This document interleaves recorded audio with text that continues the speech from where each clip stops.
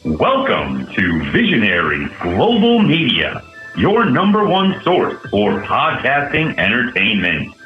Visionary Global Media, envisioning excellence on a global scale.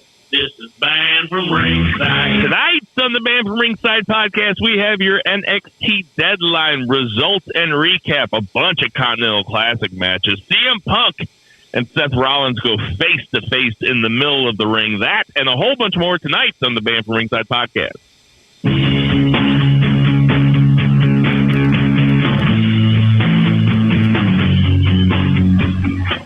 Ditch that 9 to 5. It's time to feel alive. Hello, Mark. So welcome to the Band from Ringside podcast. As always, I'm your host, Bill Vagey, a.k.a. Chestnuts Roasting on a McIntyre. John Moxley is Dean Ambrose. It's been said many times in kayfabe, Merry Christmas, our truth. And out there in... No. God damn, that's great. Out there in South City, St. Louis, Missouri, not 100%, but listen, 30% of Jason Bell is better than 100% of almost anybody else. We have Jason Cornelius Bell. What's going on, JCB? I'm just your beefer boy. Beefer boy. I'm not your boy toy. And on that lovely note, I'll ask our congregation to bow their heads as I read from the latest edition of the Band from Ringside podcast, volume 338, chapter 3, verse 14. And the good smart saith, hashtag boo the heels. It's all good, baby. Listen, share, subscribe, repeat. The Holy Trinity of BFR. Yeah, your boy is not sounding so good. This is the first time I really talked in like 2 days. I've been off work, sick as a dog, but on the road to recovery, and I could not let my boys go on a Thursday night. If I still had a voice, I still talk, and I could still talk a little shit. I might not be 100%. 30 might be a little too much. I'm saying more. I got 25, 28%, neither here nor there. I'm here to talk some shit. Let's do this damn thing. Still better than 100, still better than almost every other wrestling podcaster out there. And sitting directly across from me in St. Charles, Missouri. What up, turd? We got Bo Vice Geisman. What's going on, Bo? Hey, what's up? I'm gonna be dead honest. I didn't watch a lot of wrestling this weekend because I had had things going on. Oh yeah. I'm really just here to do hood rat shit with my friends. Let's get it going.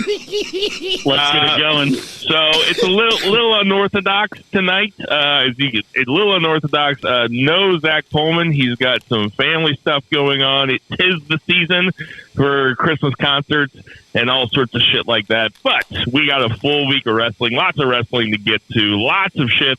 As always, you know what? I didn't mention this. We might even do some Ring of Honor predictions at the end. I kind of forgot about it until just now. I don't know. Yeah, I was getting ready to say, but man, I'll save that. I'll save my real good rant for that later on because I got some thoughts about Final Battle and the lead up to it or the lack thereof. We got a real good rant coming up from Jason Cornelius Bell. No need to delay it. Let's get to that. 1, 2, 3. JCB, kick it off. Let's go back to Saturday night. Deadline. I believe this was in Connecticut, of all places. Kind of a weird spot for NXT, but I thought the NXT crowd was very into the matches themselves. Trick Williams. I knew he was big in the NXT PC, the NXT universe, whatever the little building they call that they're there every week, but to see him get such a reaction when he came out just for the Iron Survivor match, I thought was probably the biggest pop of the night and just reinforced what I've always not always thought, but been thinking recently, that Trick Williams is ridiculously over, and at some point he could be the NXT champion. But let's back up. We'll go up to the top of the card, work our way back. Dark match. Axiom defeats Nathan Frazier. Thought Nathan Frazier was taking this a little too lightly, ends up biting him in the ass. I could see a potential heel turn here. At least that's the way I was interpreting things. I can't speak for William H. on this one, but for me, I took it as this was an L that Nathan Frazier took because he was being a little too lax. And somewhere down the line, if they do meet up again, he and Axiom, I would suspect a heel turn of some sort. Nothing crazy, but I think Nathan Frazier needs a little bit of a shake-up when it comes to his character. He's a little too white meat babyface for my taste, and I think a little bit of a corruption of a heel turn would do him some good. A really talented wrestler that it seems like he kind of exists in his own world on NXT for some reason. Like, he kind of floats in and out, has big matches with big people, but never really had a story or a character to speak of. So I'm with Jason. A little bit of a character shakeup or, excuse me, some development would be nice. So I'll admit, though, I didn't watch the match. Opening the forgot about it. Honestly, you really didn't miss all that much. It was good, not great. To open the show, you obviously had CM Punk make his NXT debut and teasing what up, turd? The fact that he would come to NXT. Look, let's just be real for 30 seconds. And I said it last week. If I didn't, I'm going to say it this week. There's no way in God's green earth CM Punk was going to land on NXT, and the fact that they wanted to even make this a remotely of a storyline is a little bit insulting. This is some Vince shit, and I expect a little more from Triple H. Triple H has at least garnered enough goodwill to where now I can hold him to a higher standard. And this was what it was. I'm not going. You wanted him on NXT to have him, do the tour de force of all three brands. I get that. Let's not sit up here and lie to everybody. CM Punk was not coming to NXT on a regular fucking basis, okay? Stop it. The fact that you even drugged this motherfucker out here and wasted 15 minutes of a show to even suggest that he was coming to NXT was insulting. Stop it, Triple H. You know better. That's some Vince shit. I expect more from you from this point moving forward. It's like this was designed to annoy me. It's like, oh my God, okay, all right, dude. He comes out. They don't remember their lines. They talk about not remembering their lines. They're all cute and shit. Like I said on our text thread the other day, the worst part about this CM Punk thing is that we have to go through this whole new cycle of him making his happy-go-lucky comeback, which we already saw in AEW, and that is by far the worst version of CM Punk. You can tell it's just so fake, and him trying to act chummy with HBK, I was like, come on, I'd rather watch Nathan Frazier versus Active. Ouch. I don't mean that as insulting. I'm just saying, like, I would rather watch a match between two guys that I kind of know about than see CM Punk out there with HBK. I've already seen it. Do they have kayfabe beef, or do they have, like, real life heat? HBK and Punk? Yeah. I have no idea. Who knows at this point? Yeah, I didn't know they had rumors of either. No, the only reason I'm asking that is because it felt like Punk made it feel like this was never going to happen. Like the feuds that they had in the past were, personal feuds, and now that he left and come back, hell is frozen over. Him and HBK are in the same ring type shit. At least that's the way I kind of interpreted things in that scenario, where once again, he had to, kiss the Triple H ring to get on board with WWE. Same with Vince.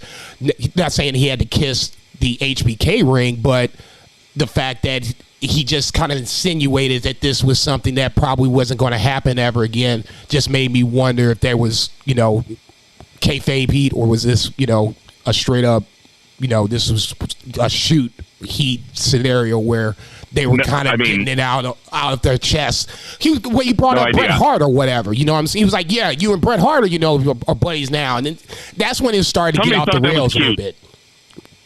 Well, and Triple H is walking around the back and he's going, let me ask you this, let me ask you this. And he kicked my ass. That's the only question we got to answer. I have no idea if there's any heat.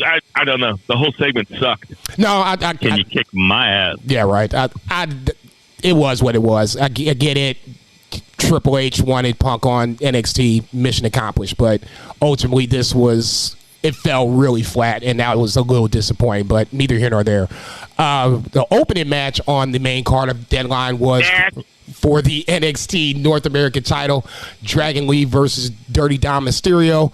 I picked Dom Mysterio just because of my love for Dom, but in my heart of hearts, watching this match unfold, I kind of felt like Dragon Lee was going to win, and he did take the North American title off of Dominic Mysterio. Honestly, I have no problem with Dom. Yeah, I'm pretty sure. I have you written down as Dragon Lee. Okay, never mind. We'll have to go back and listen. Okay.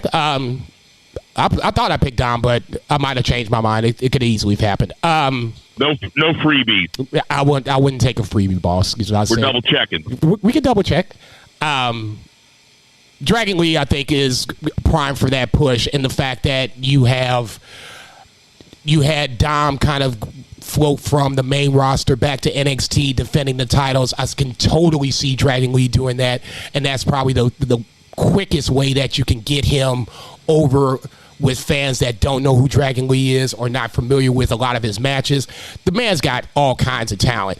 And the fact that Tony Khan let him get away to go to WWE still kind of blows my mind. LFI was ready-made for Dragon Lee, Roosh, Dralistico, whomever else you wanted to put in there, Preston Vance. I'll tell you what. It seems like they're really putting their back into this push. It seems like Dragon Lee is getting more love than like any of the other heir apparents to Rey Mysterio have in the past. Carlito is probably one, but that didn't really work per se. Santos is the most recent, and obviously that's going. But I'm talking about a mask guy though. Completely fair. I was going to say Rey is a hard act to follow, man. I mean, when you're coming after arguably the greatest luchador of all time, it's everybody. Look at everybody was supposed to be the next Michael Jordan or the next LeBron, whatever the case may be. Harold Miner came out of USC, and he looked like MJ for a little bit. I was just going to say Sin Cara, the second one, with Harold Miner. There you go. Okay, so I mean, it kind of is what it is. We shouldn't want to make somebody the next fill in the blank. They should be their own person in this case. I think Dragon Lee has already kind of carved his path out to being Dragon Lee. The fact that he has Rey Mysterio's, I guess, backing, endorsement, whatever word you want to use in a sentence, definitely doesn't hurt by any stretch of the imagination. Now it's just going to be up to Triple H to book Dragon Lee in a way that can get him over with fans. The way it seems like now, it's like it feels like it's going to be an open challenge kind of thing, the way Wes Lee did it when he first won the title. Anybody that wants some can come get some. Except for maybe when Kurt Angle was a luchador. That was pretty badass. Bo's showing me pictures. Oh, my God. Oh, holy shit. Oh, Jesus Christ. That's great. I'm afraid Jason's going to die, and we're not going to be there. We're not going to be able to help him. No, I was going to say.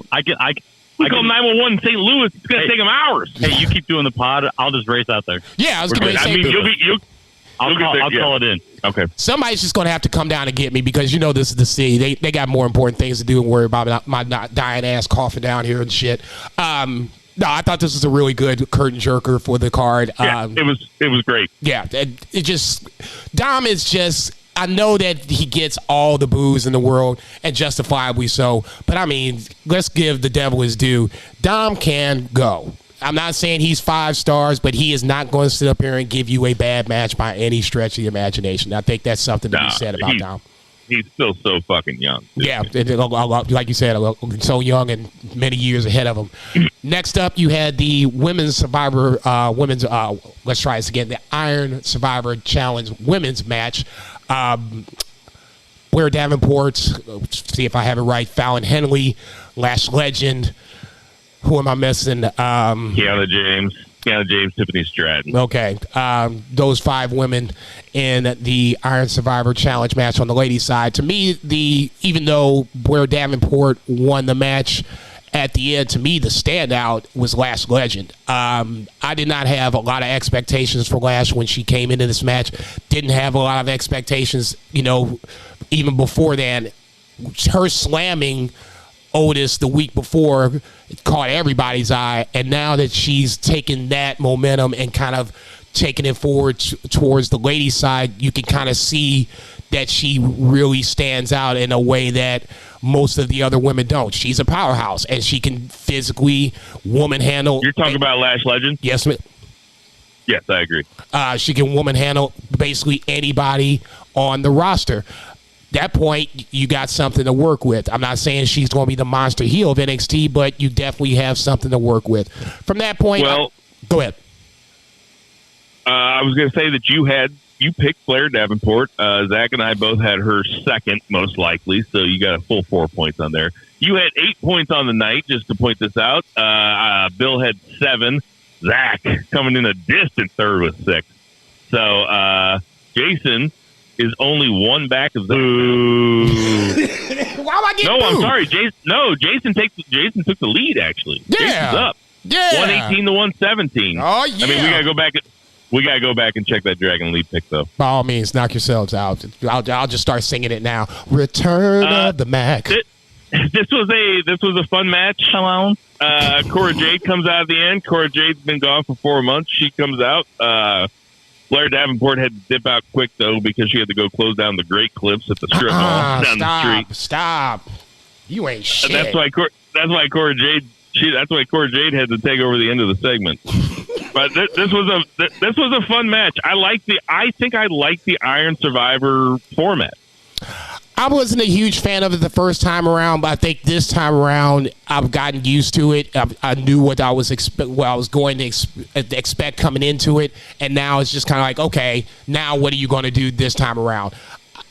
A third time won't hurt. Fourth time won't hurt. You know, as long as they keep doing this, I'll get more and more adjusted to it and probably like it more and more. The fact that they didn't have a lot of people from last year's, I think Braun Breaker was the only one that was a carryover from last year to this year out of the 10. I think that was the biggest thing, is that you're getting new blood into the Iron Survivor Challenge match itself. Braun Breaker. I'll say this: the 2 ways that they had this Iron Survivor match, like the 2 styles of match, like with the men's Trick getting all the pinfalls at the very end, and the way that Blair Davenport was just like trying to avoid people at the end, I thought that was pretty cool. I thought that was cool. It was like 2 different ways that you can use the match. No, for sure. The Blair Davenport way was probably it felt like a heel way to go about it, but I mean, it's fucking smart. You know, you're up and there's a few seconds left. You're not going to sit there if you don't absolutely have to. You know, baby faces do that shit. You know, the heel is smart in this scenario and got the hell out of there. I want to hold off on Trick for just a second. It's not bad, but I wish they'd have played it a little different. No problem with Trick winning. I just wish they'd have played it a little different. Next up, you have Carmelo Hayes versus Lexis King. Carmelo Hayes goes over. This was okay. It felt like this was more of a storyline match where Lexis King at the end thanks Carmelo for the PLE rub, getting him on the show, and kind of trolls Carmelo in the loss. I'm not sure exactly where this is going, especially after what happened on NXT on Tuesday.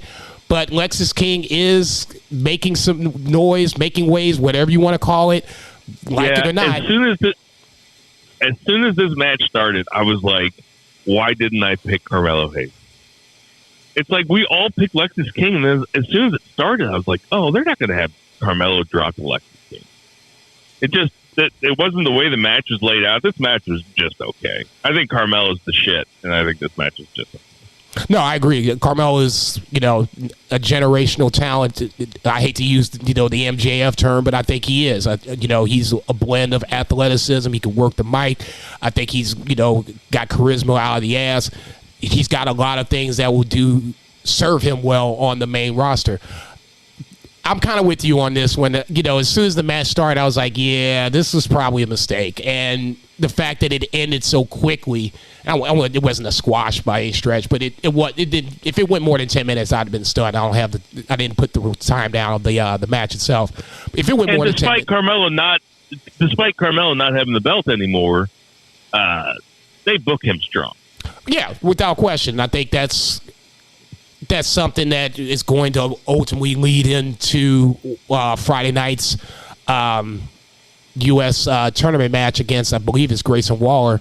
It's not like they don't have history before. They've wrestled against each other for the NXT title, so that in itself should be a good match because they both have history against each other, and they're both good in the ring. So I'm definitely looking forward to that. But yeah, this felt like more of Carmelo in his head, more of a storyline, an angle match versus, this felt like these two had beef, and now it's come to a head in this match, if that makes sense. Yep. Next up, the men's Iron Survivor Challenge match. Obviously, we kind of talked about this. Trick Williams gets the win coming out of absolutely nowhere, RKO style, rolling off. I believe it was 4 straight pins. It had to be, because he didn't even have a pinfall going into like at least the last 4 or 5 minutes of the match, and then all of a sudden it's just like boom, boom, boom, boom, boom. I think there was way less time than that. I think he had 0 pinfalls with 2 minutes left. Sounds right. I think he got all 4 within like 90 seconds. Feels right. Neither here nor there. It was fun. No, do not get me wrong. Braun Breaker coming in and destroying motherfuckers. I was like, ooh, that was amazing. Josh Briggs kind of stepping out from the shadows and getting Briggs really stood out to me. Getting his Josh first Briggs really good. Yeah. Dijak was Dijak. Unfortunately, his feud with Eddie Thorpe came to bite him in the ass. So that was something that I didn't necessarily think was going to happen, but it did. So, you had that. Cool. No, in this scenario, you had other storylines come in and affect the match itself. Kind of way Metaphor affected the women's Iron Survivor match when they blocked the door so the ladies couldn't get out. And can we just say this, that Braun Breaker coming in and cleaning house, that motherfucker was in his bag. He knew exactly what he was doing, and he looked fucking really good doing it. He was badass. When he walked in there, all I could think of was the Biggie Small song, "Give me the loot." Give me the loot. I was thinking kicking the door. Yeah. That should be Samoa Joe. All you heard was Papa Don't Eat Me No More. No shit. He just crushed these guys. And right then I was like, you know what? There is no reason for him to be here any longer. He has outgrown NXT. And it's not a knock against the NXT roster. He should. I think would be cool. I was thinking about this the other day when I watched NXT. I think it would be cool if Braun Breaker was like a Final Four in the Royal Rumble. If the Final Four in the Rumble was like Cody, Punk, Gunther, and Braun Breaker or something, that would be fucking bad. Oh, I just kind of got chilled. Like, oh fuck yeah, that would be badass. Yeet, yeet, yeet, yeet. No, he should make his debut on the main roster at the Rumble. And no question about it. I think him and Carmelo are both going to be in the Rumble in some form or fashion. I think. Let him loose.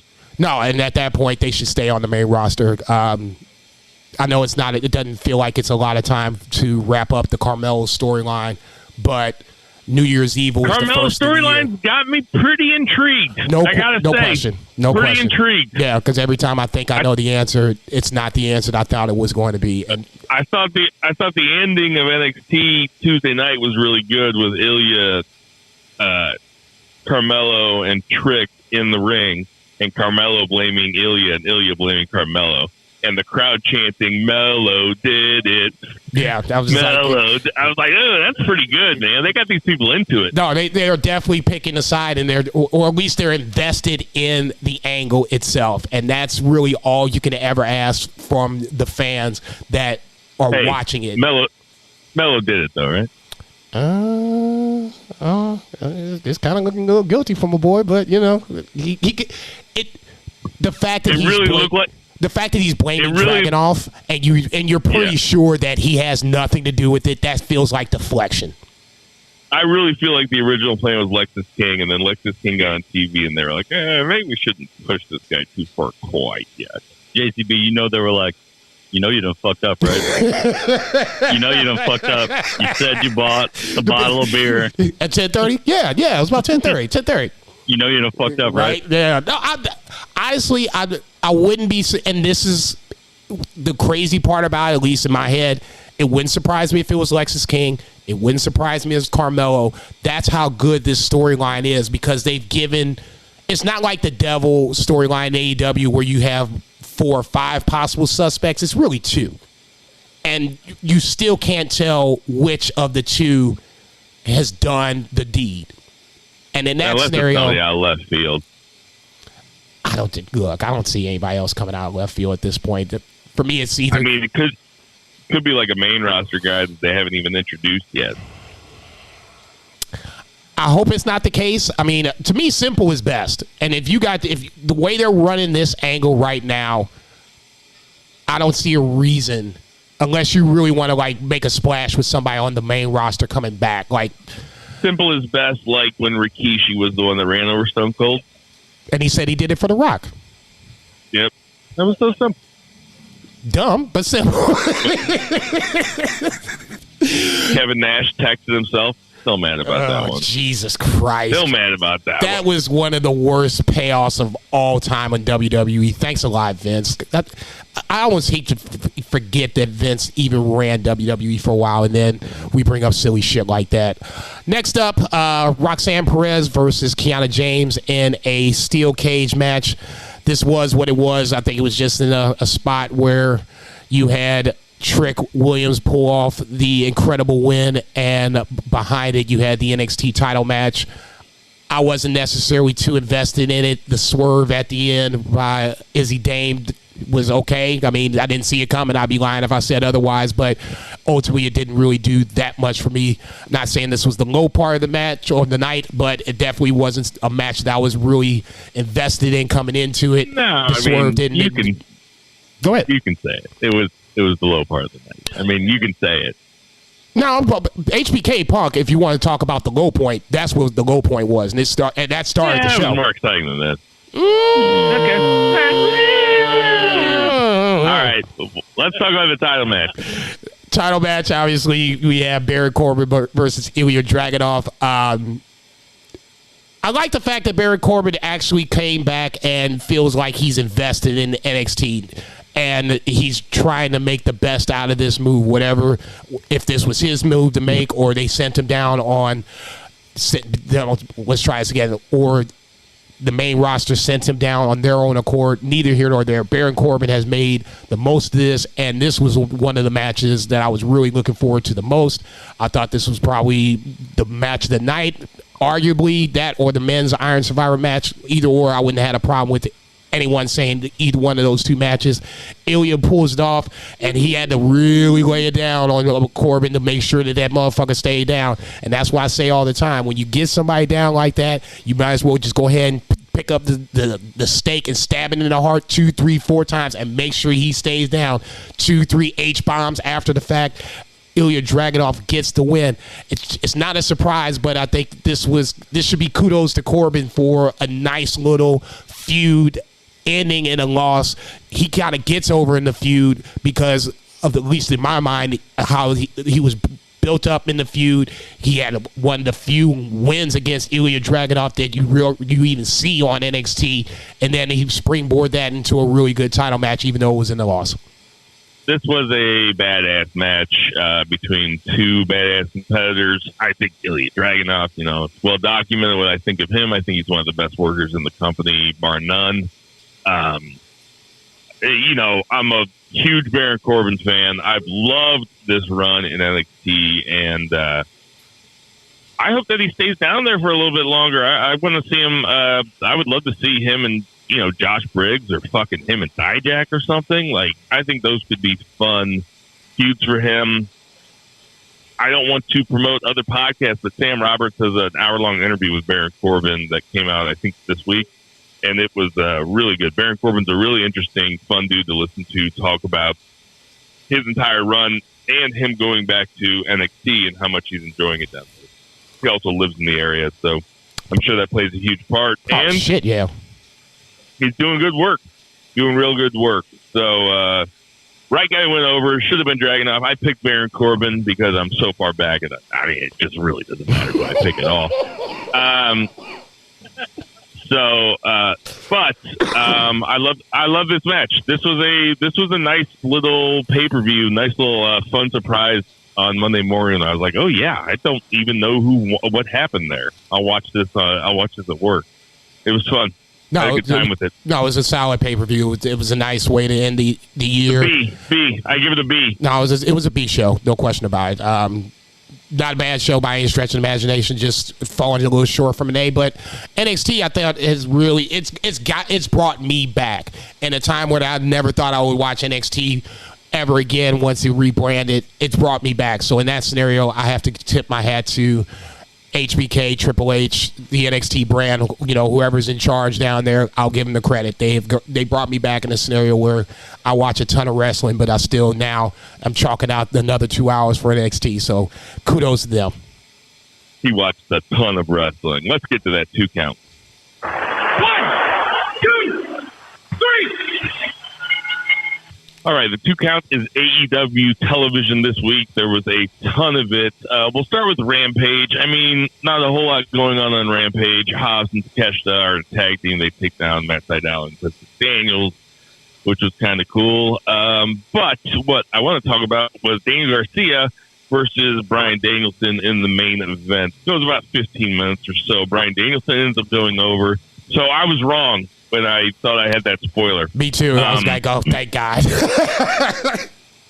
Bryan Danielson goes over. What you think about this match, Jason? Honestly, this felt like this could be the precursor of Daniel Garcia making his voyage over to becoming a pro wrestler instead of a sports entertainer. It was basically he came out, the way he used to, towel around his head, no nonsense, all business, and really brought the fight to Bryan Danielson. Just the fact that, unfortunately, it was just another one of those hard luck losses that Daniel Garcia has been booked throughout the Continental Classic with. Ultimately, I think this might be the match we have to start circling, where if Daniel Garcia's character changes, this is the reason why he's changed. He's lost to his hero again, the guy that's been telling him that he should be a pro wrestler instead of being a sports entertainer. So maybe he listens to Bryan Danielson and goes down that road, because this is the closest he's been to a dub in a while, and it's going against somebody he really respects. So time will tell. I'll tell you what, man. Like, to get a match like this in the main event of the second most popular wrestling promotion show is really something. It shows you the kind of fucking era that we're living in. Like, the wrestling on AEW this week was fucking insane.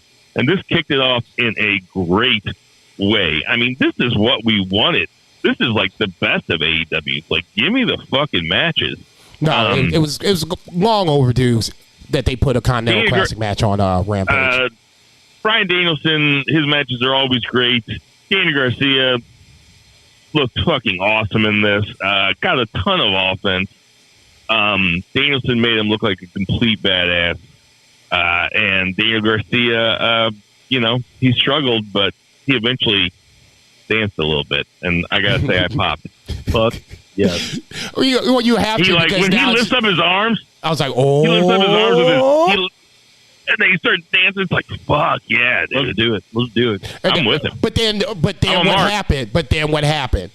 That was the beginning of the end. So that's why I'm young. I know. No, he's learning. Good. He'll learn from his mistakes. Good. We all did some stupid shit back in the day. Still do some stupid shit right now. In the case of myself, all I'm saying is this: that should be the fork in the road that makes Daniel Garcia question the dance. Not saying he shouldn't do it. Do it after the match. Knock yourself out. I'll tell you what. When he's standing in the middle of the ring with Bryan Danielson, and all the lights are shining on him, and he's in there, and he's got Danielson down, and he starts dancing, man. It's the cheapest drug there is. fucking horny Thursday. It's the cheapest Thursday. It's the cheapest drug there is. Good for him. So we'll get into Collision. We got Claudio versus Eddie Kingston in the very first match. Claudio ends up going over. Wait, Claudio went over, right? No, Eddie Kingston went over? Yes. Huh. I wrote that down wrong. What do you think about this match? Another classic Eddie. Obviously, I don't remember it very well. Another classic Claudio Eddie match. I love the fact that Eddie, before the show was even started, he was just like, yeah, come on, motherfucker, I ain't got time for this shit. Eddie showed that's his whole character. But it totally is, but it really his whole character is he hates the trappings of television, even though he has to wrestle on television. It showed his. I gotta do another one of these things. It just showed the desperation. You want me talking to the camera, Tony? Yeah, right. What's in catering? You got nachos? Stop, Jesus Christ. To me, it just showed you got Whoppers. You got Whoppers this week. Are we doing smash burgers again? What do you got, bruschetta? Oh, Jesus Christ! You motherfuckers ate shit. Baba Goosh. Eddie Kingston goes over. I do not remember how this match ended. So apologies. So much fucking wrestling. No, it was a solid match. It was a nice curtain jerker.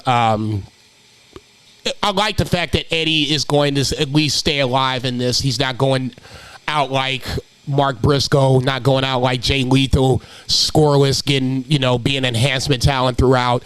At least the guy that's putting up the 2 titles of the 3 is at least going to go out on this sword and live to fight another week. I'm not saying he's going to win next week. I doubt if he makes it to the semifinals, but at least he's not going out like no Punk.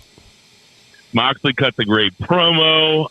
Hook and Yuta have a backstage segment. Fucking shit looked like fucking community theater or some shit. Man, leave Little Brother alone, man. I say Little Brother's trying to... Hook. Hey, Hook, I know that you got marbles in your mouth, dude, but just fucking try and enunciate when you're on television. God damn. Feel like fucking Dick Cavett up here yelling about John Travolta or something. Like I'm playing cards with my brother's kids. Oh, no. Willow Nightingale, Mercedes Martinez, Diamante, Chris Statlander, Daddy Magic, Angelo, and Hager backstage. Sorry, I'm just reading through this. You don't want to say anything about any of this, do you? Oh, I totally thought about you when the crowd was chanting Daddy Magic's name. I was like, Bill is getting ready to blow his fucking brains out over here. I swear to God. They were in Canada. Actually, I thought he was okay. What? I'll admit, he didn't bother me that much on commentary because he kind of dropped the accent a little bit. I thought he was decent. He didn't bother me on commentary. Do your impression of him. What is going on out here?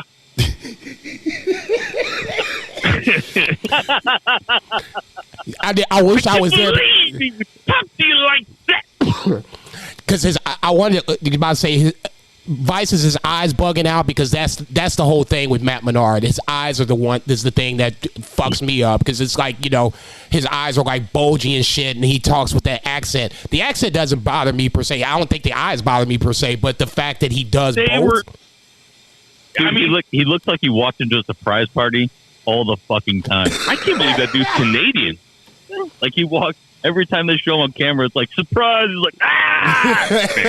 like he's like an extra in Ghostbusters. That being said, I thought he was decent on commentary. Swerve has a backstage segment, also good. They really built up the Mox and Swerve thing well throughout the night.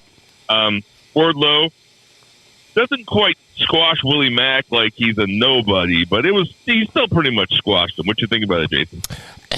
I'm ready to move on a little bit with Wardlow. I get it, okay? You're trying to rebuild him back up, and you're going about it the same way you did it beforehand, but he's on a heelish turn of some sort. I don't even know. At this point, I don't even care. Either name him as the number 1 contender, because that's really the way that you get him back to being, somewhat not prominent, but just back on track. MJF and Wardlow have a connection. Whether or not TK wants to use that connection is totally different. But Wardlow is no good without MJF. MJF can stand on his own. We see that. Tony Khan has fucked up Wardlow to the point now where he has to kind of bring Wardlow back into that MJF orbit. And now how he does it is the biggest question. Is Wardlow a part of the Devil's Associates? It's so much just uncertainty around Wardlow. What he's doing in the ring, especially when he's doing stuff like this, doesn't even matter. I'd want to see storyline progression, character progression with Wardlow versus what he's doing in the ring, because what he's doing in the ring ain't no different than what he was doing beforehand. Well, speaking of character progression, we have a House of Black vignette where they stand in a dark room and talk very quietly at the camera. So what do you think about the character progression with your boys? I'm not sure why they think FTR wants to be a part of House of Black. I mean, that's this. I'll say this. I can see Dax wearing mascara. I'm glad you can, because I would be mad as fuck if he did this. It'd be no fist, just fisting.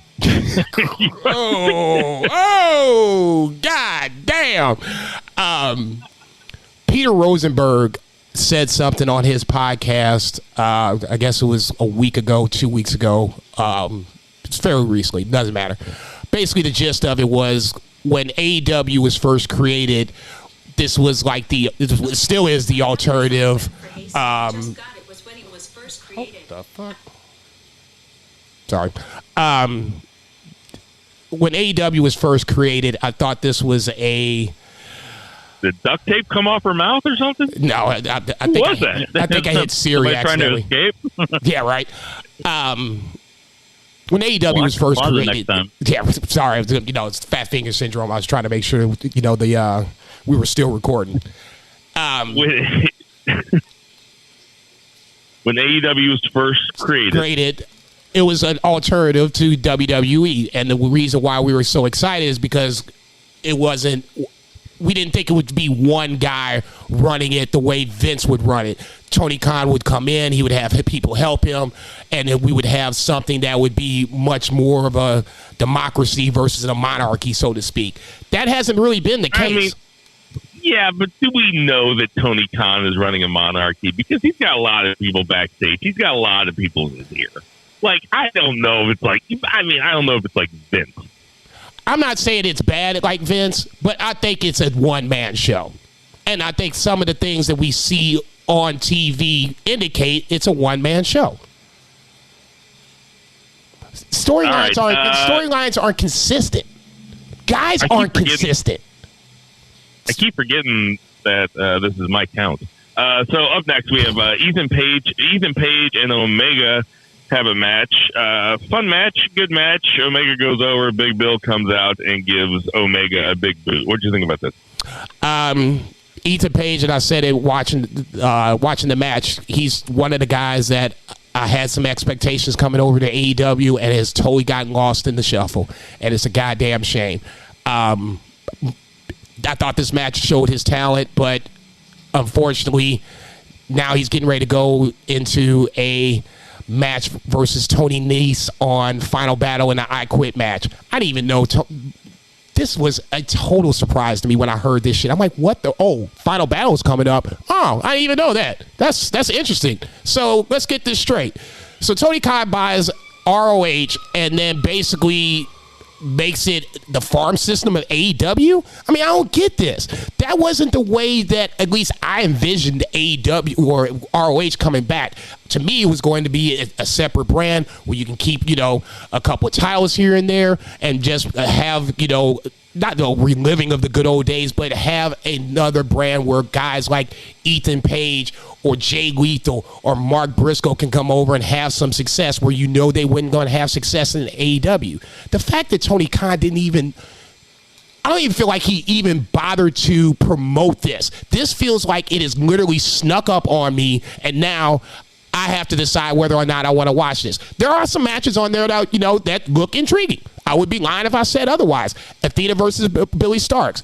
BCC versus, what is it? FTR and Mark Briscoe. Shit, I'm down for that.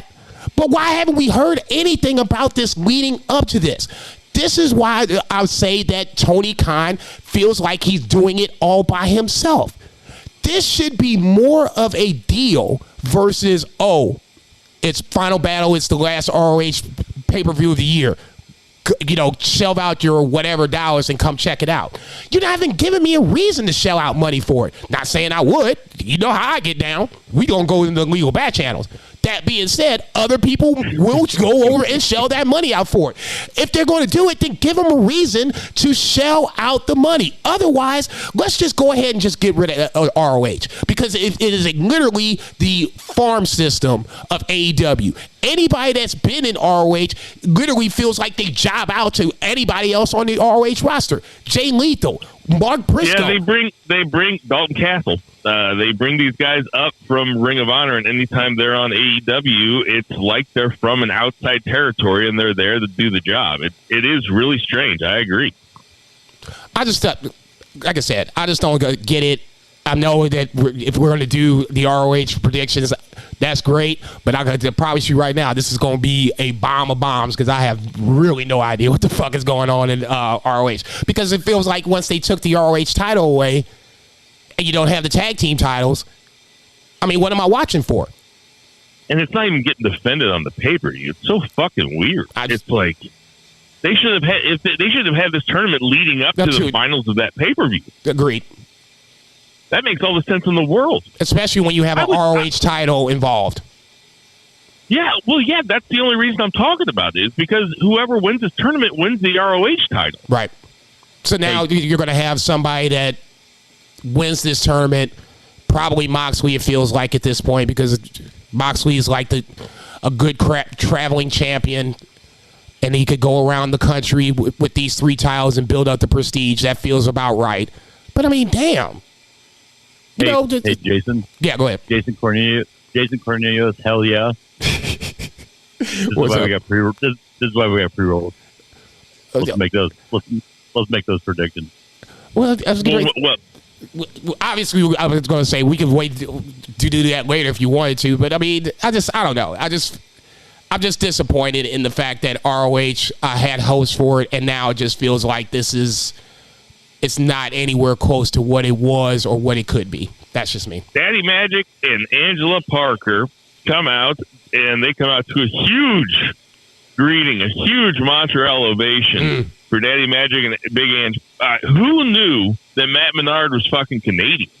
I had no idea, honestly. I'm sure I heard it. I never paid attention. He really does not seem Canadian to me at all. I was about to say this. He felt like a New Yorker to me, at least the way the accent was, the way he. That's how good the accent is. Yeah, the way his mannerisms were, the whole 9 yards. I could have easily taken it for New York, New Jersey, and wouldn't even have blinked. The fact that he's Canadian and pulls it off, I think that's credit to him. Unless he's from some weird place in Canada where they talk like that. I guess that could be good. I don't know shit about Canada. Yeah, I was getting ready to say, I'm trying to go to Toronto next year, but that's about it.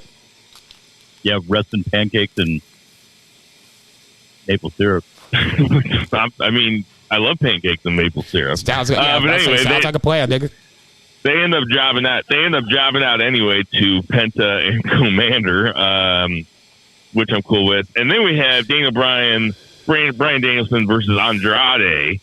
And Andrade ends up going over in a little bit more of a heelish way than it looked like Garcia was willing to do. But Andrade really targeting the orbital bone and just really working the shit out of it. And Daniel Bryan selling it like he was dead. I always wondered if this was the orbital bone was a work or a shoot. That motherfucker is a shoot. As soon as he took that patch off, I was like, oh, okay, so this is real shit. Okay, fair enough. I love the fact that Andrade went after it. Somebody should have gone after it. I said it last week. If you're going to come in with a bullseye on you, it's going to get targeted. And the fact that nobody else did it, that's shame on you. Kudos to Andrade. I know not a lot of people like Andrade outside of, let's say, the three of us in the BFR circle. Maybe Vice likes Andrade. I'm not sure on that fact. But for me, this was long overdue. I've been waiting patiently for Andrade to get some sort of a push. Now that he's beating Danielson, he might have a chance. Go ahead. We just talked about this a couple of weeks ago, and you and Zach were way down on it. You were like, nah, he's going back to WWE. Like, he's not going to get a push. He's there to do jobs. It's like, and I was like, I think there's something in there for him. Dude, he wrestles in white jeans. White jeans with zippers. I mean, that's cool. Yeah, it's hella cool. You know he's not fucking around. Do I think he's going to win this tournament? No. But do I want him to? No. Okay. Should he be able to beat Bryan Danielson on a given night? Sure. That's where I think, in the grand this was scheme, a match they just had a few collisions ago, and Tony Khan had the announcers calling it a dream match. Right. And everybody was like, that's not a fucking dream match. And Right. I was sitting there thinking, like, I don't know, this seems pretty fucking dreamy. The only reason that it's not a quote unquote dream match is because a lot of people are just so down on Andrade. There is. And, Yeah. and that, ultimately, that's what the problem is. And he had backstage heat, or there was word that he had backstage heat for some reason. I forget who he went after. Who did he go after? Sammy Guevara. That's right. Hey, where's Sammy Guevara? Tay Conte just had their baby fairly recently, so I'm sure he's on paternity leave, getting her settled and all that other good stuff, becoming a dad. You know, I'm sure he'll be back by the start of next year, if not by World's End, by 2024 he'll be back. And then, so Andrade gets a big win there. And then we go into another wrestling heavy show, which was AEW Wednesday Night Dynamite. Started off with a, dare I say, a great segment before Roderick Strong got involved. But the Roderick Strong part, it was like, okay. I mean, him yelling Samoa was really funny. It was hilarious. I don't like that. It was fun. That's like when I yell across the house to my niece when she's got Girl Scout cookies. I'm like, Samoa! Samoa! Milk! Milk! Mom, the big loaf! I'll tell you what, though, when Joe was out there and he was starting to talk about how somebody made him a liar because he couldn't protect MJF, and he went back there and he found the beer bottle and the whole place smelled like, he said, quote, Stetson and disappointment. Woo! I fell on the floor. I'm like, God damn. I'm Fire. As soon as he said that, I was like, how the fuck does Vince let this dude go? He is a walking, talking heat magnet. Anything he says can garner the heat that you are looking for and can get you invested in some shit. And he let him go. I'm like, man, that shit's crazy. I lost my damn mind. I was laughing my ass off. A very, very good line. And like I said, a pretty good segment. Then that goes into a match between Hangman Adam Page and Roderick Strong. Roderick Strong ends up going over, I think, with some chicanery. Am I right? No, Hangman Page went over. Oh, that's right. Yeah, but there was chicanery, though. The Kingdom got involved. Yeah, towards the end, but ultimately, Page ends up winning. Solid match. Don't get me wrong.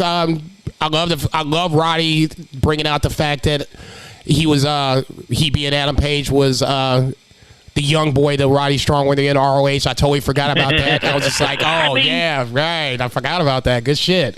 I mean, to be honest, Hangman Page versus Roderick Strong is kind of a dream match to me. It's like there wasn't any stakes, but this is the kind of match that you want to fucking see.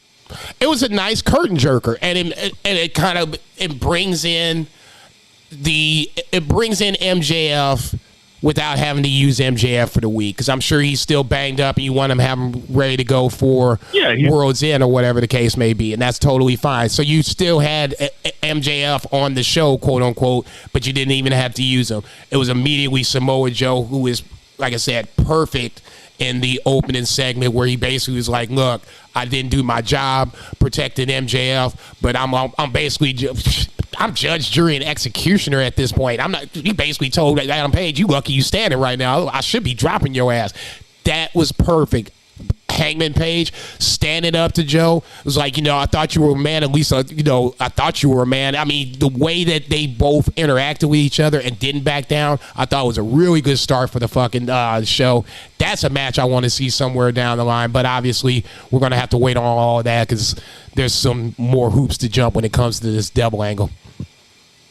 When the Kingdom grabbed that sign from the crowd, Neck Strong was walking around the ring. Yeah, comedy. When they were walking around the ring with it, comedy. Your boy was laughing like a motherfucker. They're so good. I like them versus liking Roddy in that the trio of those three guys.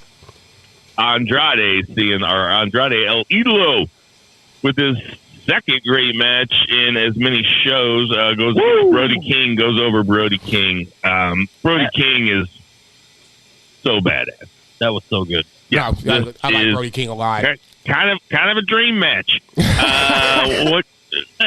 What you think about this match?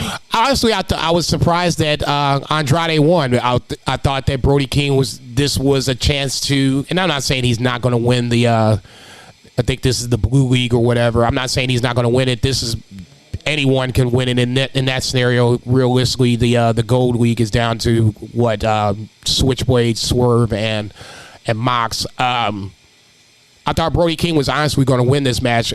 I was a little surprised that, and I know I didn't say this, maybe you or Zach said it, that Malachi Black wasn't the one representing the House of Black in this thing, but Brody King, I thought, was a good person to do so because he kind of needs a little push. If you didn't watch ROH as Brody King as a singles guy before the pandemic, then you kind of really don't know what you're walking into. But now with these runs of matches, even in the last year, I thought Brody King has kind of really stood out as a singles competitor. Now, from this point, you've already done the trio, so I mean, you're going to have to figure out what you want to do with Brody King. Is he going to be the stand-up, singles lead guy for House of Black, or are you going to fall back to Malachi Black? Either way, at least you got options in this scenario. The fact that Brody King lost isn't the worst thing in the world. I mean, hell, he lost to Andrade, so in that scenario, I think it's good thing that Andrade did get back-to-back wins. At least, it keeps the Blue League competitive, where now, you're going to have to watch to the very end, because now these matches are going to start really counting here in a little bit.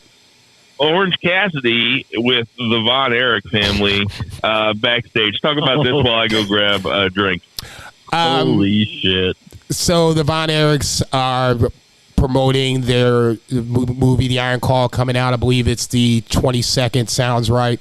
Honestly, I want to go see that. I think that I was a Von Erich big boy fan when I was a kid, and when they were on, I think it was like Channel 30 locally, it was World Class Championship Wrestling, who would come on Sunday mornings, and Ric Flair would always go down there, and he would wrestle the Von Erichs, and you had guys like Rick Rude came out of there, Sting before he was Sting, Ultimate Warrior before he was Ultimate Warrior. So, I mean, you had a bunch of guys coming out of Texas in that scenario to have you get eyes on the World Class Championship Wrestling promotion. Neither here nor there. So the Von Erichs are being interviewed by Renee, and Orange Cassidy comes out with Danhausen and Trent, and he asks, so fucking weird. He asked the Von Erichs to be his partner for this week's Rampage for tomorrow night, and I'm so glad that somebody said it, because Trent's like, dude, what the fuck? We're standing right here.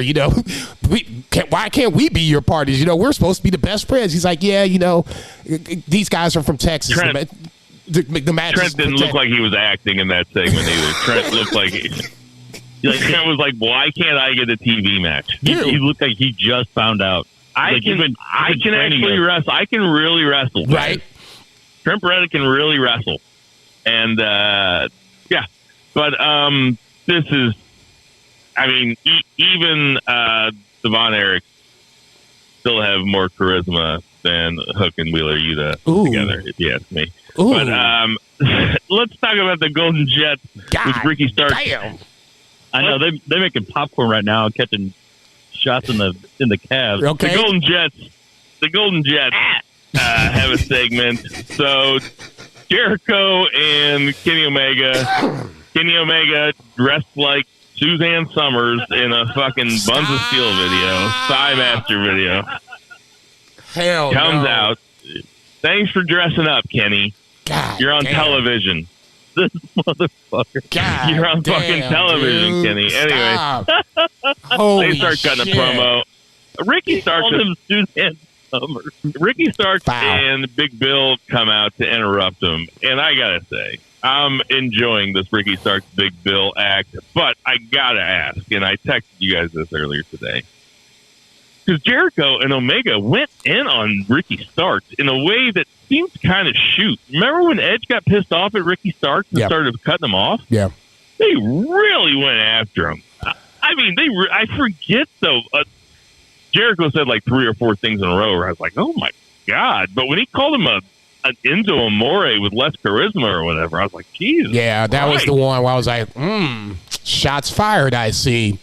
I Give it up for Ricky Starks, though. He kept his composure and did not get rattled this time at all. He was really good. I thought Ricky Starks was the highlight of this segment. This was not a good segment. Do you think it was Ricky Starks just showing, hey, I can play with the big boys? Like this, you want to put me here? I think he did. Let's do it. I think he did a better job of it tonight than he did against Edge. And I think Big Bill was amazing. Big Bill, he's always that. He was just like, give it to me. That's my man. I want that shirt. I don't know if. By the way, BFR Nation. Yeah, buy right. me that shirt. I don't know if there's heat between Jericho and Omega, but I do agree that there was something a little spicy about their interaction, especially when Jericho was the one that was going in, and the Enzo Amore line was like, the chef's kiss at the end of it. I was like, oh, okay, you went there, motherfucker. God damn. Honestly, I don't know how well Ricky Starks is liked in AEW, and I don't think you have to be liked per se. I think you need to be respected versus being liked. I guess what I'm asking is why do all the 50-year-olds and Kenny Omega hate Ricky Starks? I have no idea. As the guy that watches so much fucking wrestling like I do, I don't watch as much as you, but I watch a fuck ton of wrestling. There is something different about the way that Jericho was going in on Ricky Starks last night. I was like, Jesus Christ. Am I overselling it? No, I don't think you're overselling it. I think there's something. Now, how much is it? I don't know. Because, I'll tell you what, it made it fun. Don't get me wrong. At least made it real fun. Yeah, at least made the segment that was starting to get a little clunky when they were trying to come up with names for the team. I was like, okay, y'all need to just stop it. God, that was so bad. Yeah, and then what he came up with was Big Bill Starks. Yeah. All right, okay, stop it. Was that a joke? Do you think he listens to the podcast? Do you think that was a joke about how it's like Swerve in Our Glory and Naturally Limitless? Do you think Jericho is stealing that bit from us? Yeah, we'll wait on that truck. Yeah, I was getting ready to say, whenever you want to find us. Yeah, exactly. Banned from Ringside podcast is good enough. We'll figure it out from there. Come find my bank account. Yeah, no shit. It's a fucking U.S. bank. I think that was just them going off the cuff and just nothing working. And especially with Chris Jericho being the one that was trying to come up with stuff and Kenny playing, come on, I know you can do better than that. That's when that segment really started to go sideways. And this is where I think, Ricky Starks, did, what seemingly like the other guys, the veterans should have did was, got it back on track and, let's focus on, the title, the fact that we don't like y'all don't like us, and we're going to have to beat y'all at World's End at the end of the month. I thought Ricky Starks saved looking forward to that match, though. Ricky Starks saved that segment, for sure. I don't think he saved it, but he did his best. It was not a good segment. No, Rio. I don't think it was that bad. It was not very good. Agree to disagree. Fair. Riho and Ruby Soho have a match, and Tony Storm is on commentary. This was a pretty okay segment. Tony Storm doing work. What you think? Tony Storm doing work. Outside of that, it's Tony. Just one match in the week. What is it?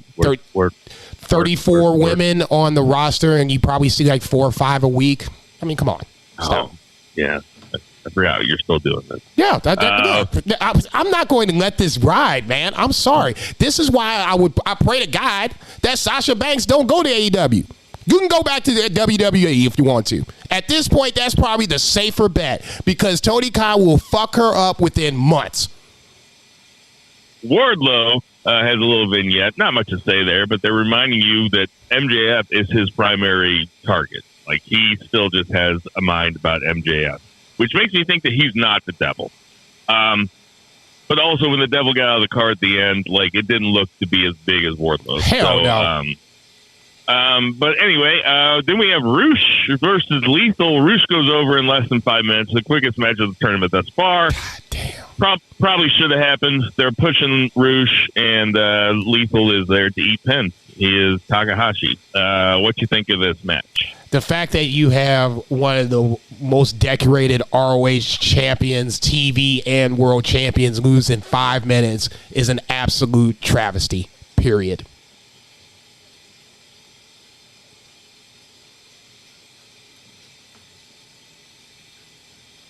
Tell me about it. Well, I mean, I just don't get it.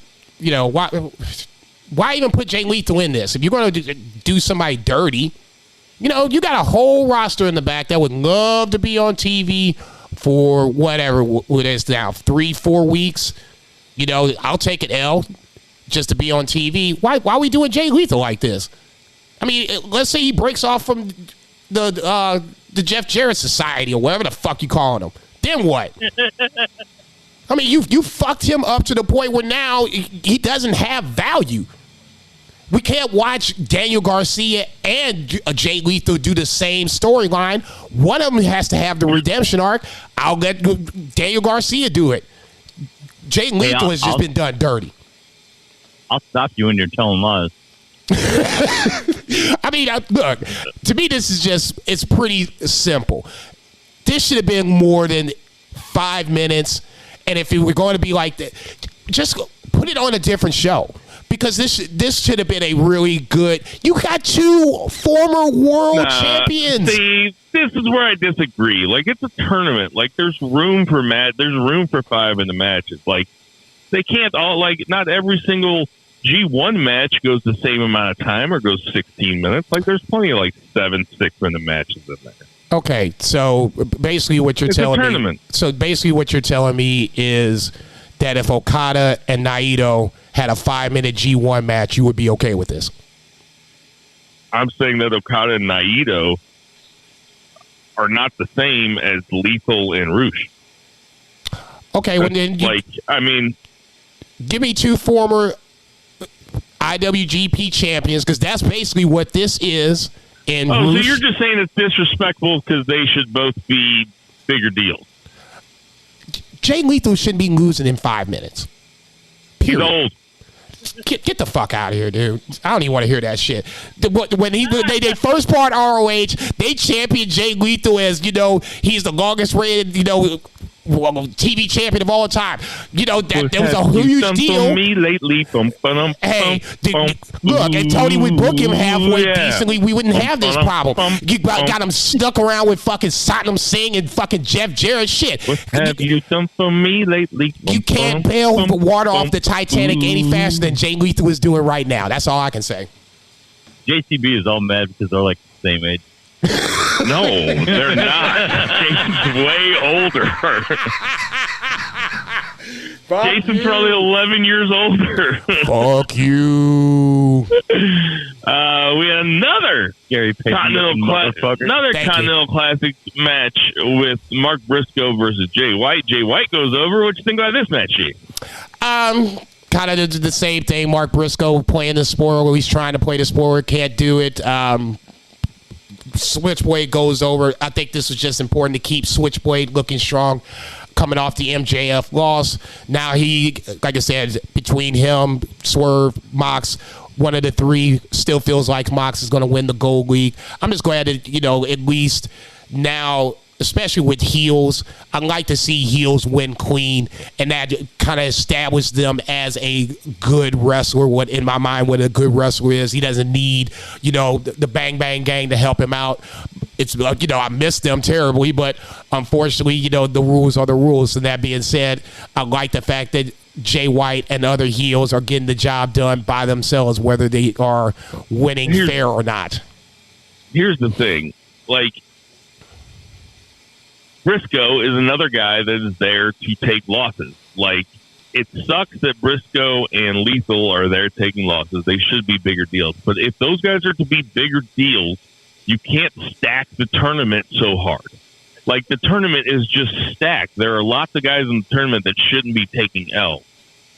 it didn't surprise me that White went over. In fact, it was like a no-brainer when you saw them line up against each other. So, I mean, but still, this match was really fun to watch, man. No, it was good. I like Mark Briscoe. The fact that you're going to have him in the FTR versus Blackpool Combat Club on a final battle, it's a match that I'm curious to see. Maybe that's the future move for Mark Briscoe, teaming with FTR for a trios title run of some sort. We haven't seen the Acclaimed and Billy Gunn for a while. Maybe that's the thing going forward. Gates of Agony will probably come back from Japan from now, so there's an avenue there. But that's the one thing about this Continental Classic that, at least in my head, for guys like Mark Briscoe, I was getting ready to say Jay, but the ROH title is the one title that, fans really wanted him to have, especially after his brother passed, and now it's looking less and less likely that's going to happen. The TV title is in limbo. So, I mean, in this scenario, Mark Briscoe, in turn, is limbo. So, I'll be curious to see what happens after the Continental Classic, but right now, like you said, it's just, God, I just hope he scores. Him and Jay Lethal. And then finally, the main event of the week, they did a great job building it up, and it looked stacked on paper. It lived up to it. Swerve versus Mox, I liked the finish, which was kind of a cheap roll-up finish, jerking the tights. Moxley goes over Swerve. What do you think about this match and the booking decision? I thought the match was really good, no question about it. It was worth the hype. It was worth the whatever the 4 or 5 minute extra time given to the match, so we can see it in its entirety and let it play itself out. I would be lying if I said I was a little disappointed that Swerve didn't go over, but it's not a huge surprise. I mean, Mox is the ace of AEW, even though he doesn't wear the title. He's easily the strongest booked of anyone on the roster. I don't think there's a question about that. The only silver lining is that, Swerve can get a chance to see him in the semifinals, so we have a chance to run this back. I don't have a problem with the decision. Like I said, I get it, but this is why I've been saying it for a while. I have to see Tony pull the trigger on Swerve. Maybe this isn't the trigger that he pulls it on. Maybe it's MJF. Even still, I would have to at least see Tony make those moves, because Tony's always been kind of, mercurial when it comes to his pushes. He'll push the shit out of you. The next thing you know, you're Britt Baker, and we ain't seen you in weeks. So the match was great. It was well worth the wait for the two or 3 days leading up to this. But like I said, I would be lying if I said I wasn't a little disappointed. Yeah, I kind of wish Swerve was going to go over. It would have been a huge win for him, but Moxley was definitely the favorite. Swerve was protected at the end, though. I was going to say, yeah. And if there was anything to take away from it, is that Moxley, had to pull into the bag of fuckery to get it done. So it protects Swerve, but now we're going to have to see what happens next week. Is this just a momentary stay of execution, or does Swerve win next week to stay alive? All right. That is a ton of AEW. Let's get to that 3 count. 1, 2, 3. JCB, what's the 3 count? 3 count, we're going to talk a little main roster WWE. Let's jump over to SmackDown first. Santos Escobar versus Dragon Lee opens up SmackDown. Santos Escobar takes the win. This is obviously the night before Deadline, so a part of me was a little surprised that they even had these two wrestling against each other. I figured you wanted to keep Dragon Lee as strong as possible going into the Dominic Mysterio match. Santos was probably the one that needed the win a little more between him and Dragon Lee, because he just obviously flipped heel and needs to be established as a heel a little more. Santos gets the win. I thought this was a pretty good match. Nothing crazy. Just a little surprised that they even put these two together to even open the show. Randy Orton and Nick Aldis have a interaction backstage where he pays twice the amount of the fine for dropping Nick Aldis the week before. Obviously, he says that he's going to probably end up doing it again, so keep this $50,000 check for you just in case I have to drop you again. Nick Aldis is going to be the opposite of what Adam Pearce is when it comes to the authority figures. Adam Pearce feels like he's more of the straight by the book. I don't play favorites. I'll be surprised if you don't see Nick Aldis be the opposite GM and somehow, some way start fucking with Randy Orton, especially if he drops him again with another RKO. Any thoughts on the first two segments? No, I gotta admit, the only part that I saw SmackDown was the Punk promo. Well, let's talk about it. Shit. Well, let's just go like this. In order. He just named a bunch of names. You don't have any. That's all he did. That's it? You don't have any other thought on it? Well, everybody was like, well, this was a better promo than the one on Raw. It's like, was it? It's like, did he really say anything? He really didn't say anything again. I thought that it really heated up on Raw. I thought Raw was good. What's your nickname for him? What does CM say? Corny motherfucker Punk. I'm not saying I did. The only reason it was like ooh and ah because what names were said, he kind of gave an opinion. Outside of that, I don't think he did anything. Yeah, and he made that little joke about punching somebody backstage or something. Okay, and that fell flat. Outside of that, I was just like, okay. I mean, I get it. It feels like this is Punk, but this doesn't. It still felt like he was holding back a little bit, and it was nowhere near as good as the Monday night segment between him and Seth Rollins. I thought that was, so let's talk about that. I thought that Seth Rollins was tremendous in that segment.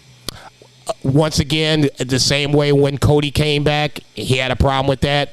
Same with Punk's coming back. Now he's got a problem with that. I love the fact that it's now Seth feels like he's the voice of reason. You can't go around and leave the company, rip us to shreds, and now come back and say this is your home. This ain't your home no more. I don't know if it ever was to begin with in that scenario. So I love the fact that Seth is, I guess, the gatekeeper of WWE in two different circumstances. Obviously, it didn't work so well with Cody. Let's see if it works a little better with Punk. I thought this was literally must-see TV and didn't move an inch until the segment was over with. I was that riveted into it. Yeah, it was the right two guys in the ring at the same time. It was Seth definitely said some shit that felt true. Like he was. I think that Seth was kind of shooting there. He meant that shit. Oh yeah, because Punk really did go out and just try to destroy WWE. That was his whole purpose, and that's exactly what Seth says. Tremendous though. I don't know if this is going to go until WrestleMania, but they're obviously not fighting at Royal Rumble, so I guess it's kind of got to. I mean, this is your WrestleMania match, right? Night one. Yeah, this is definitely happening at WrestleMania. Now, how we get there, because somebody was asking me, how do we get there, and I was like, well, obviously, Cody and CM Punk are going to have to be two of the last four in, maybe even the last two. And then from that point, I would not be surprised that we see a Bret Hart. Was it Bret Hart and Lex Luger over at the same time? Obviously, we did the banged up where Cena and Batista hit the floor at the same time. I would not be surprised to see ending to the 2024 Royal Rumble where Punk and Cody both hit the floor at the same time, so that way you have at least an avenue for both guys to get. I hope they don't overbook it like that. It's a little too cute, right? I'm not saying that I like the idea, but I think Punk wins the Rumble.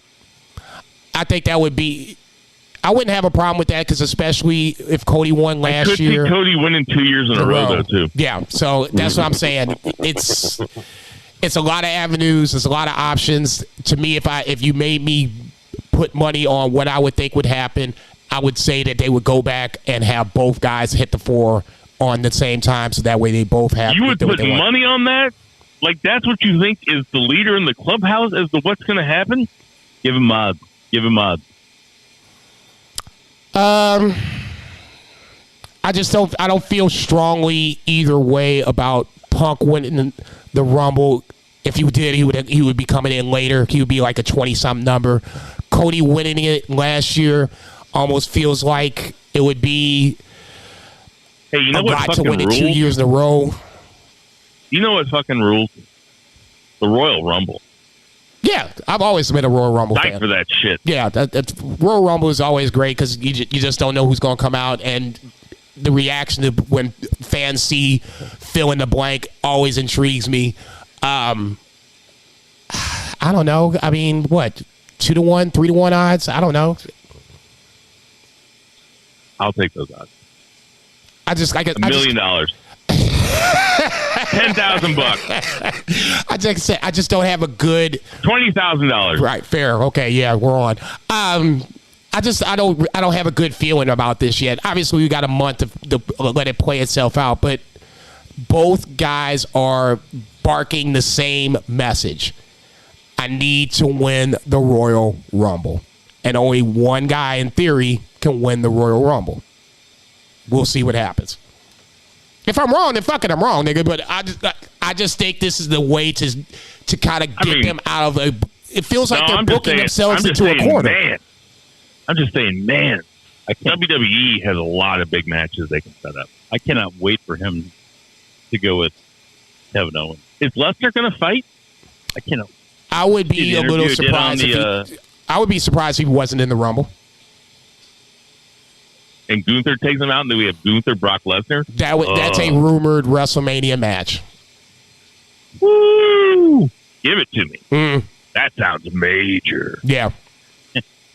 Have Gunther drop the IC title at somewhere after the Rumble, maybe even beforehand, and then build him up for Brock for Mania. That sounds like legit. That's a night one fucking mid-card match. That would be legit. Well, no, it can't be mid-card. They have to open it. Well, no, it'd be the curtain jerker because Brock is first to last. Right. Yeah. He's like, no, we're going first. I'm on the. They're fighting on the pre-show. I'm out. Yeah, right. They're fighting on Sunday Night Heat. Let me ask you about this. The last segment of Raw was Cody and Shinsuke hit them with the mist, and I kind of raised my eyebrows at the Creeds being the ones to come out and save Cody. That says to me that they are really behind the Creed. Oh, yeah. I don't think there is a question behind that. The Creeds, I think, could be easily the one to dethrone Judgment Day whenever. I think that's next week. Is that match coming up next week or 2 weeks? It's coming up. I know it is. I just can't remember when it's going to happen. Wouldn't be surprised if the Creeds won. Obviously, it's been a hard push since they got into the main roster. I was a little surprised, too, that the Creeds were the one to come out and make the save, but like you said, there's clearly a plan for them. So in that scenario, having them save one of the biggest, if not the biggest babyface on Raw, I think is a good way to, endear them to the fans. And I'm going to ask you this for the second week in a row. Is it a good idea to have R-Truth in segments with the Judgment Day? Probably not, but I'm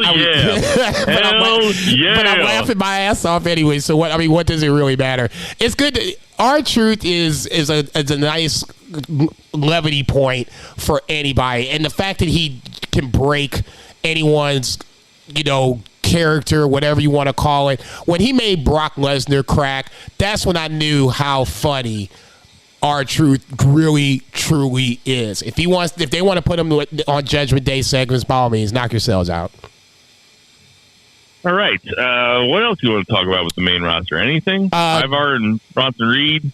Yeah, I was going to say Drew beats Jey Uso on the curtain jerker of Raw. I thought that was a nice little segue for Drew. Now he's going to be getting another title shot, it sounds like, here coming up in a little bit. Bronson Reed beats Ivar in the Battle of the Super Heavyweights. I want to see this go one more time. I'll be lying if I said otherwise. I think Bronson Reed and Ivar have a nice little chemistry going, and I would be remiss if I said I didn't want to see this one more time. Obviously, we talked about Shinsuke and Cody closing the show. Imperium loses to DIY and the mystery opponent, which is The Miz, which is a little ironic considering how little Johnny Gargano and The Miz got along in the past. Now they're going against Imperium. I guess that really just proves that, you can make friends, I guess, an enemy that we all have in common. In this case, Imperium is the enemy that they have in common. Outside of that, a couple of Cleveland guys, even though Miz keeps screaming L.A. They should be a tag team with Drew Carey as their manager. Oh, Jesus Christ, stop. Called the Cleveland Indians. Ooh, you ain't shit. Becky and Nia. Thank you for saying that. I hear that's open. Becky and Nia do their thing. This is a good week for WWE main roster. Nothing really noteworthy per se. Shinsuke and Cody, I think, to me, was the biggest rep match noteworthy of the main roster. But to me, when you have Seth and CM Punk in the ring with a one-on-one face-off, I think that was obviously the biggest story from the WWE main roster and where that's ultimately going to go. Well, and those two went hard too. It felt personal. You know what I mean? No, without question. And I don't have a problem with that. And that's, I guess, I see a lot of people making fun about TK about this online or whatever. Punk and Son. Well, I mean, look, I'm not saying I agree with it. I'm just saying, shit, grab your crew, bring your clique. Hey, look, WWE is at least putting guys that apparently don't like each other in a spot where they're going to make money. TK didn't do that, and that's where you can at least see a difference. There was money to be made if Punk and the Elite could have just stopped acting like a bunch of little kids and just played nice in the sandbox. Wait a minute, you're putting that on TK? What did I miss? How long was I gone? What are you putting on TK now? I'm not putting anything on TK. I'm just saying that there was an opportunity to miss to make some money with Punk still being in AEW if everybody could have played nice in the sandbox. TK gets a little blame. Punk gets some blame. The Elite gets some blame. There's plenty of blame to go around. Yeah, so, he didn't just act like a complete and total fucking narcissist bitch and walk his way out of there. Because it's basically what he did. I mean, all he did was fight, literally, twice. Look, I'm not saying, like I said, Punk gets some blame too. Without question. Shut the fuck up? You think he's gonna shut his mouth now? Like I said, I want to see what happens when he doesn't get his way, because usually that's what I'll bring the man up. Draymond Green is the guy that I think of when I think of CM Punk. That when he doesn't get his way, shit starts going left. That to me is CM Punk. What up, turd? So in that scenario, I want to see what happens when CM Punk doesn't get his way. Let's say he doesn't get to main event WrestleMania this year. Then what? Will he start being the malcontent that we all know? He should job the Fandango. In that situation, I'm more like Bart Scott, because you know what? Can't wait. I don't know if we're going to be waiting for that, man. Shit. I'll say that's I think that's a done deal, man. I just don't know how they get there, but I would be really surprised if Punk does not main event night one against Seth Rollins at WrestleMania this year or next year. What's the Joey Porter gift? Oh, I do. There's a Joey Porter gift too. It's not the Can't Wait. Can't Wait, Bart Scott. That's not Joey Porter. Yeah, he's with the Jets. They're going to play New England. Can't wait. Yeah, I was getting ready to say, yeah, that's totally Bart Scott. It was getting ready to say that they just beat New England and they were on the way to play Pittsburgh, and that's when he was like, can't wait. Can't wait. What is, do you have anything else to say about WWE main roster? Can't wait. No, we're good. That's going to do it for our 3 count. 1, 2, 3. Okay, so, you know what? Let's do some predictions. Oh, shit. because I am so far behind and I have no idea what's going to happen here. This is a good chance for me to catch up. Hey, shoot or shoot. I'm just going to go crazy here. So we have a 6-way match. I forget what this is for. Dalton Castle versus Commander versus Kyle Fletcher versus Lee Johnson versus Lee Moriarty versus TBD. Holy shit. So I'm going to go from my most likely to win to least likely. I'm going to go TBD at 1. I'm going to go Dalton Castle at 2. Kyle Fletcher at 3. Commander at 4. Lee Moriarty at 5. And Lee Johnson at 6. Jason, who you got? Wow. I wish I. Honestly, it does. Yeah, that's what I was going to say. What the winner gets. Yes, yeah, that's what I was going to say. That would at least help a little bit. This is a survival of the fittest finals for the vacant Ring of Honor World Television Championship. Okay, so the winner becomes World TV Champion. Okay, you said I'll switch to Lee's. I'll go Lee Johnson, least likely. Lee Moriarty, next likely. You said Dalton Castle, Kyle Fletcher. What was the third guy? Commander. Let's go TBD. Commander. Let's go Commander at 4. Kyle Fletcher at 3. Dalton Castle at 2. TBD at 1. God damn it! That's exactly what I had. Okay. Fuck. All right. We have Keith Lee versus Shane Taylor in a singles match. I'll go first here. No, I went first last time. Go ahead, Jason. Honestly, this is part of the reason why I was mad about this whole damn pay-per-view, because this is a match that goes back into the archives of ROH before Keith Lee even left to come to WWE. Him and Shane Taylor were partners, and then he left, and that's where Shane Taylor still has beef about it. I like the fact that Shane Taylor holds grudges like luggage, just like I do. So in that scenario, I know he's probably going to lose, but I'm picking Shane Taylor to take the dub. Jesus, fuck! I took Shane Taylor also. I will pick Keith Lee to lose all the time. He's there. He always loses. We won't lose this time. Watch. We have Ethan Page versus Tony Nese in an I Quit match. Apparently, this has been brewing for a long time on Ring of Honor. I've never heard of it. I'm taking Ethan Page. I do remember one of the last episodes I did watch of ROH. This was the start of the feud, and now obviously this is going to be the blow-off I Quit match. I would like to think Ethan Page is going to win. I'm just not totally convinced, but I'll take Ethan Page regardless. So we're right down the middle. Okay, so FTR and Mark Briscoe versus the Blackpool Combat Club. The Blackpool Combat Club here is Danielson, Moxley, and Claudio. Oof. That makes me think Wheeler Yuta is going to be the TBD in that ROH TV title match. And he's already the pure champion. I mean, damn, he's on double dip. Yeah, but it doesn't matter. He's an AEW guy. That TBD is going to be an AEW person. And he's forged and forged and he's forged and forged in combat. But anyways, this is a Jay Briscoe Memorial Fight Without Honor match. So this is the Jay Briscoe Memorial match. I'm going to have to take Jay Briscoe and FTR. Who do you got? Mark Briscoe and FTR. I was going to say, shit, Jay Briscoe coming up? Yeah. My bad.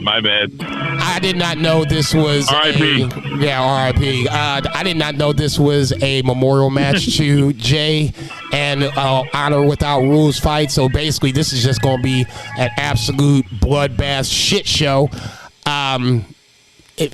You gotta take Briscoe and FTR, right? I mean, yeah, right. You gotta take them. I would love to see the BCC win this motherfucker. I'll be lying if I said otherwise. We have Athena versus Billy Starks in the ROH Women's World Championship. Jason, who you got? Yeah, buddy, who you got? I have been tooting the Athena horn for quite some time, all year long. As far as I'm concerned, she is my Women's Wrestler of the Year, and I mean in all promotions, Stardom included. That being said, Billy Starks is the next coming. I'm just not sure that this is the time to do it. I'm going to stick to my guns. I'm going to take Athena to retain. Yeah, I already wrote it down. I have Athena also. She's too good. She's too strong right now. I have no idea what I'm talking about because I never watched the product. So I'm taking Athena. And then we have Vikingo versus Black Taurus. Horny Thursday. In a singles match for the AAA Mega Championship. Vikingo versus Black Taurus. I'll take my man.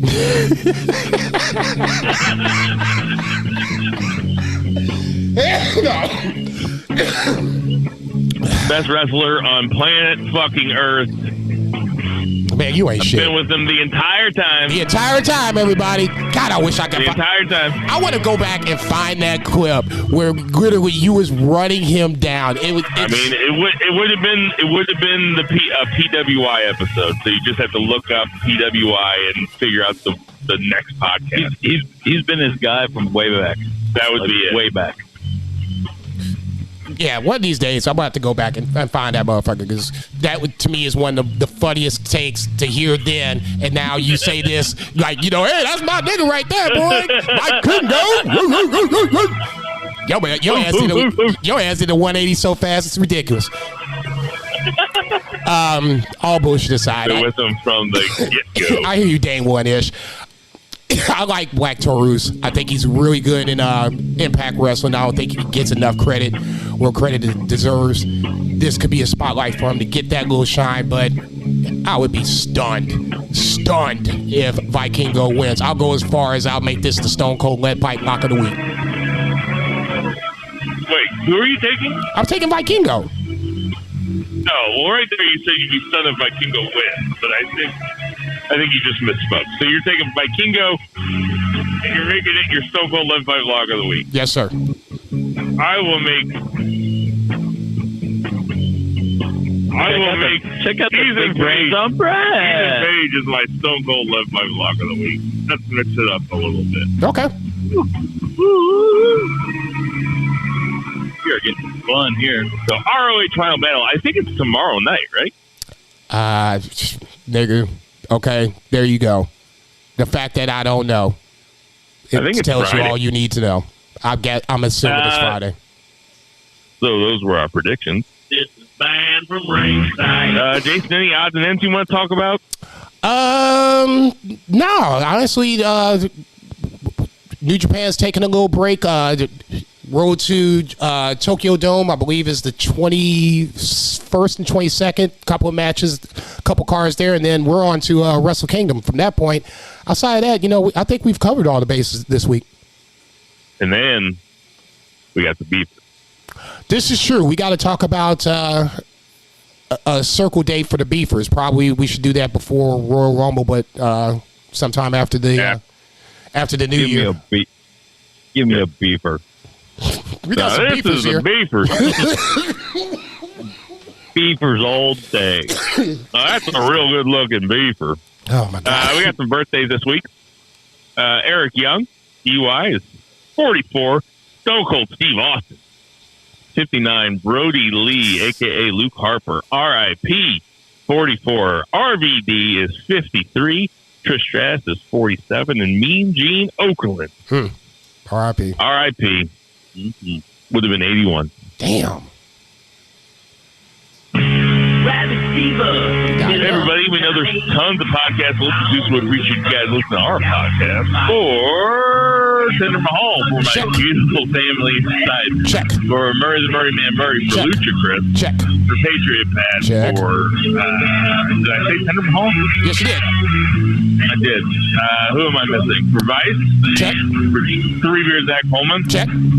For Jason Cornelius Bell. Konnichiwa, bitches. I'm Bill Baggy. Check. Black Lives Matter. Check. Support your local weed dealers. Check. Support your local restaurant. Check. Tip your bartenders. Check. Call your parents. Check. Have a Merry Christmas. Check. And boo the hit. Boo!